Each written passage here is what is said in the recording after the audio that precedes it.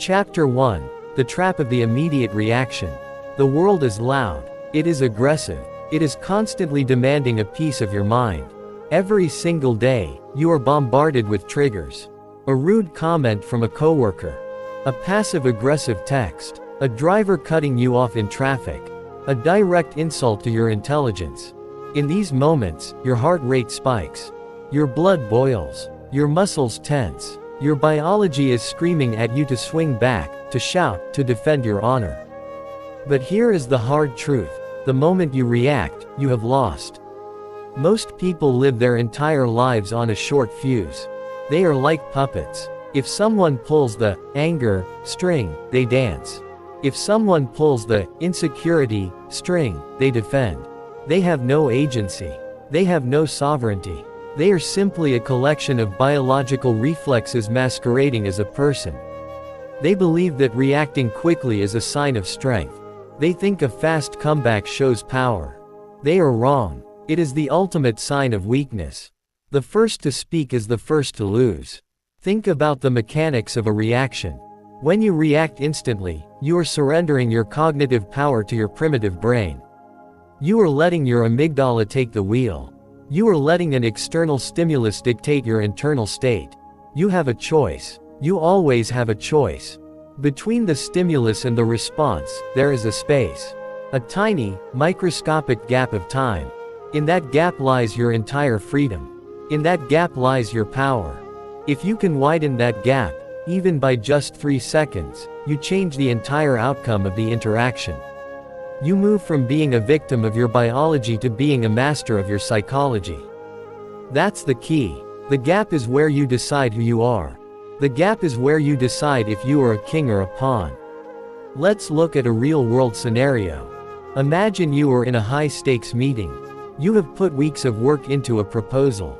A colleague, sensing a threat to their own ego, mocks your idea in front of the entire team. They call it unrealistic or poorly researched. The room goes silent. Everyone looks at you. Your ego is screaming. You want to snap back. You want to list all the reasons why they are wrong. You want to humiliate them in return. If you speak immediately, you look defensive. You look rattled.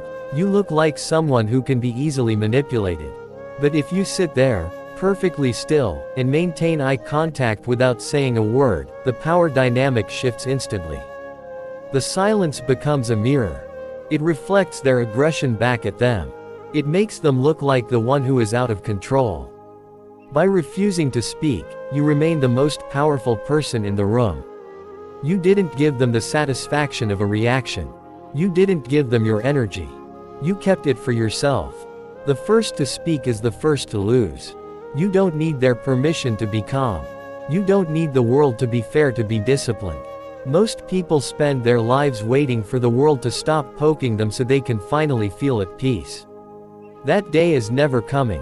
The world will never stop poking. Your peace cannot be a result of your environment, it must be a prerequisite for your environment. It's not about the insult, it's about the discipline. It's not about what they said, it's about what you didn't say. Every time you hold your tongue, you are performing a representative for your mental toughness.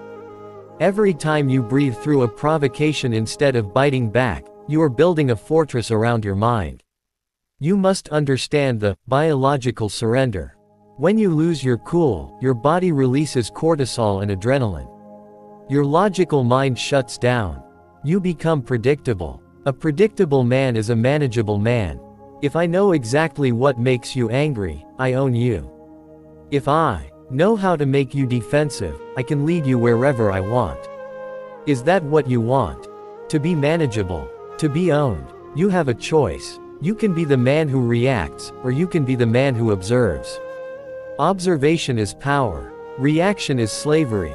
When you observe, you see the situation for what it is. You see the other person's desperation. You see their attempt to steal your peace because they have none of their own. Why would you let someone so miserable dictate how you feel? Stop giving away your power for free. Your attention is your currency. Your reaction is your endorsement. When you react to a fool, you endorse his foolishness. When you argue with a liar, you validate his lies. The first to speak is the first to lose. This is not about being a doormat. This is not about turning the other cheek out of fear. This is about calculated, cold-blooded restraint. It is about knowing that your silence is a far more devastating weapon than your words could ever be. Silence is heavy. It is uncomfortable. It forces people to sit with their own behavior. From this moment on, I want you to practice the 3-second rule. When someone says something to provoke you, count to 3. Do not move your face. Do not shift your eyes. Just breathe. In those 3 seconds, remind yourself, I am in control. This person is trying to pull my strings.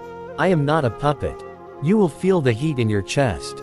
Let it be there. Don't try to push it away, just don't let it reach your mouth. You don't need their permission to stay silent. You don't owe them a response. You don't owe them an explanation. Society tells you that you have to stand up for yourself. And you should. But standing up for yourself doesn't mean barking like a dog every time someone walks by the fence. It means being so grounded in your own identity that the barking of others doesn't even register. It means having so much quiet discipline that you become a black hole for negativity. It enters your orbit and it simply disappears. The trap is set every single day. The trap is the immediate reaction. It is designed to keep you small, to keep you angry, and to keep you exhausted. Every time you avoid the trap, you win. Every time you choose the gap over the reflex, you grow. You have mastered the understanding of the stimulus. You have learned that your reaction is a gift you should rarely give. You have realized that in any confrontation, the person who cares less wins. You have begun the process of reclaiming your mental sovereignty. You have mastered the trap of the immediate reaction. Now, let's talk about why you feel the urge to speak in the first place, and how to kill the parasite of external approval.